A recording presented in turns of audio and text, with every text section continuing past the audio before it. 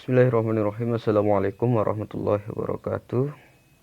Yang saya hormati dan yang saya banggakan pada Bapak Didin Septa Rahmadi MPD, yang mana sebagai Kaprodi Pendidikan Sosiologi sekaligus sebagai dosen pengampu pada mata kuliah kali ini.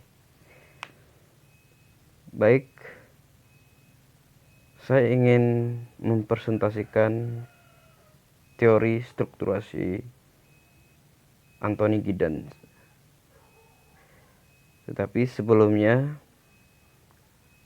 kita akan mengenal siapa Anthony Giddens.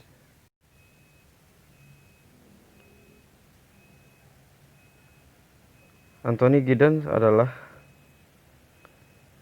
seorang sosiolog asal Britania Raya,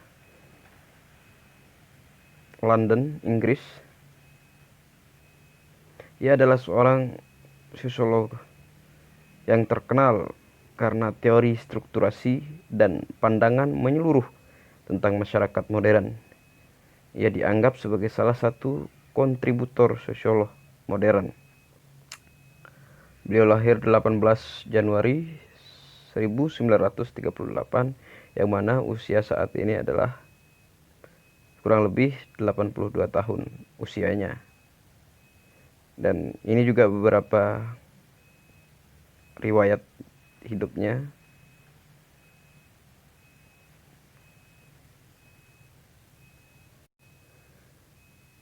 Teori strukturasi Giddens ini berangkat dari pemahamannya yang ingin memperbaiki dan menengahi dua aliran sosiologi atau sosiolog yang berbeda pandangannya terhadap teori ini, yang mana pada waktu itu para ilmuwan atau para sosiolog seperti Durkheim, Karl Marx, dan kawan-kawannya, dan juga kelompok lainnya yang memberikan sebuah teori sosial yang tidak sesuai atau yang bertentangan satu sama lain, sehingga disitulah awal mula muncul pemikiran atau teori strukturasinya Anthony Giddens ini untuk menengahi antara keduanya, yaitu memadukan antara hasil penelitian kualitatif dan kuantitatif, yang mana Anthony Giddens menggabungkan antara keduanya, yaitu pertentangan antara kedua kutub tersebut. Bahwa dalam teori sosialnya Giddens ini ada namanya struktur, tindakan, dan sistem, yang mana tindakan menggambarkan sebuah perilaku interpretatif, yang dimana di situ ada perilaku atau tindakan sosial. Sedangkan struktur dan sistem itu menggambarkan aliran strukturalis. Nah, yang menarik di sini adalah sebuah teori tersebut yang tadinya bertentangan atau dualisme, dan kini menjadi sebuah dualitas antara keduanya, yaitu saling menguntungkan satu sama lain atau simbiosis mutualisme, saling mengisi dan saling memenuhi. Nah, yang bisa kita lihat bahwasanya struktur mendominasi tindakan, yang memang faktanya kita dipengaruhi oleh struktur sosial atau dikendalikan oleh struktur sosial.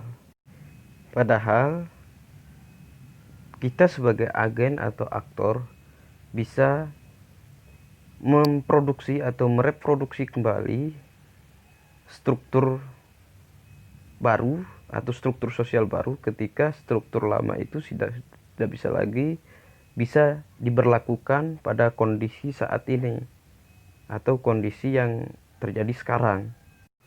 Jadi disinilah sebuah kesempatan seorang agen atau aktor yang mampu untuk mereproduksi kembali sebuah struktur sosial yang baru.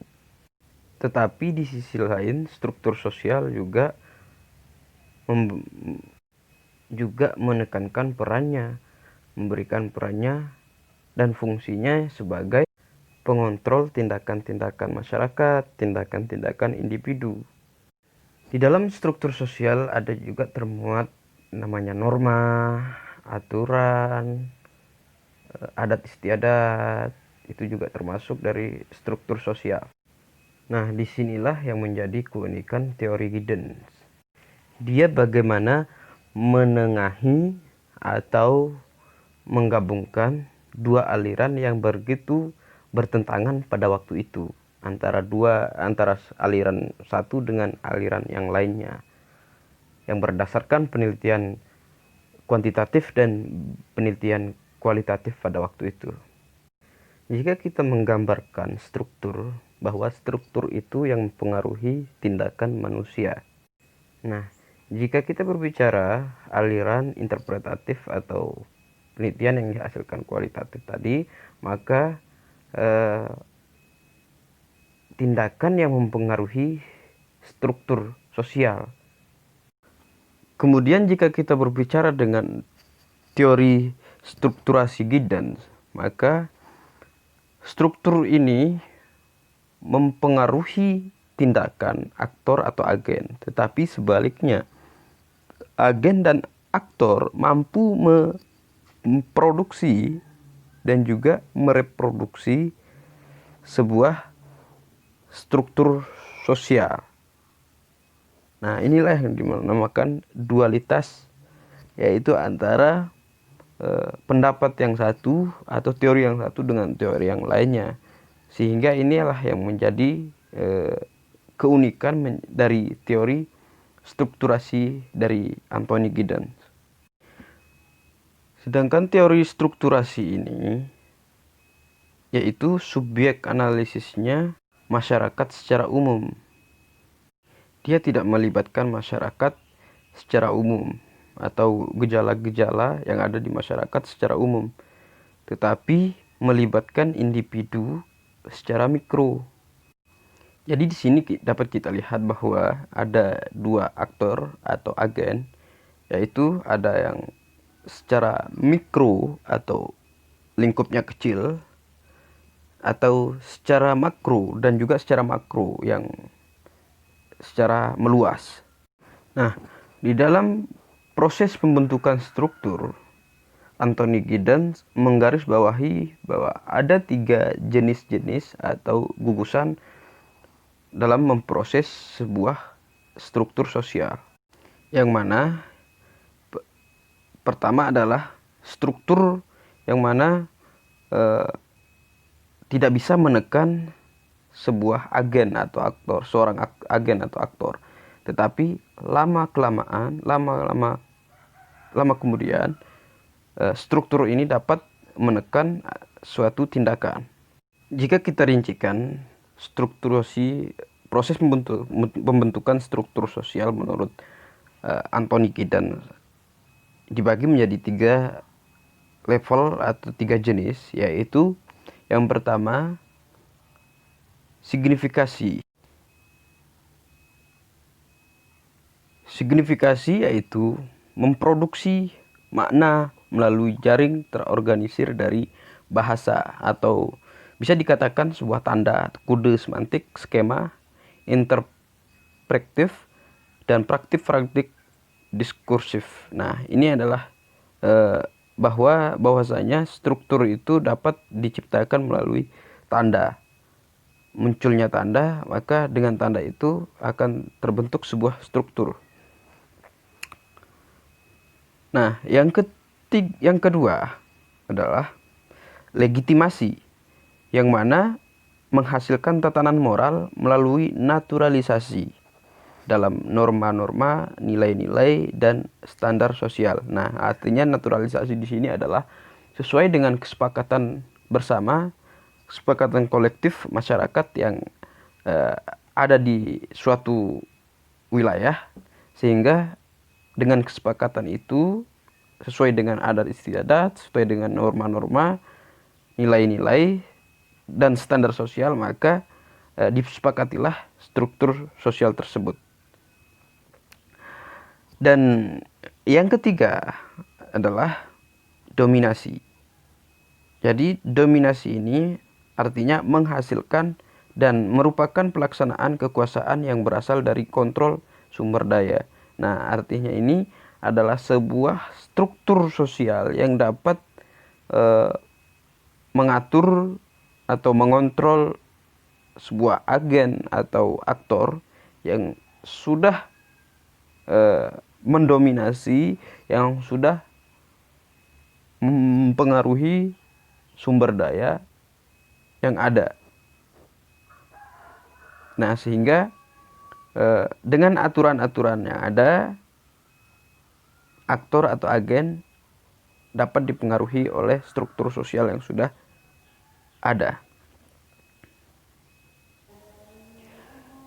Mungkin hanya ini yang dapat saya presentasikan sesuai dengan apa yang saya pahami, sesuai dengan apa yang saya gambarkan di pemikiran saya setelah mempelajari, setelah membaca apa yang menjadi teori strukturasi yang dipelopori oleh Anthony Giddens.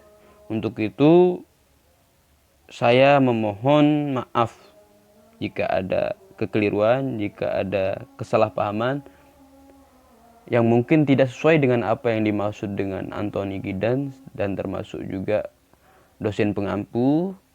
Dan untuk itu saya berharap nanti ketika pandemi COVID-19 ini sudah berakhir, kita akan mengkaji kembali, kita akan mengulas kembali apa yang dimaksud dengan teori strukturasi Giddens, karena tidak puas rasanya ketika Bapak dosen pengampu tidak memberikan secara langsung apa yang dimaksud dengan teori strukturasi yang dipelopori oleh Anthony Giddens. Dan mohon permaklumannya. Sekian, wallahul muwaffiq ila aqwamit thoriq. Wassalamualaikum warahmatullahi wabarakatuh.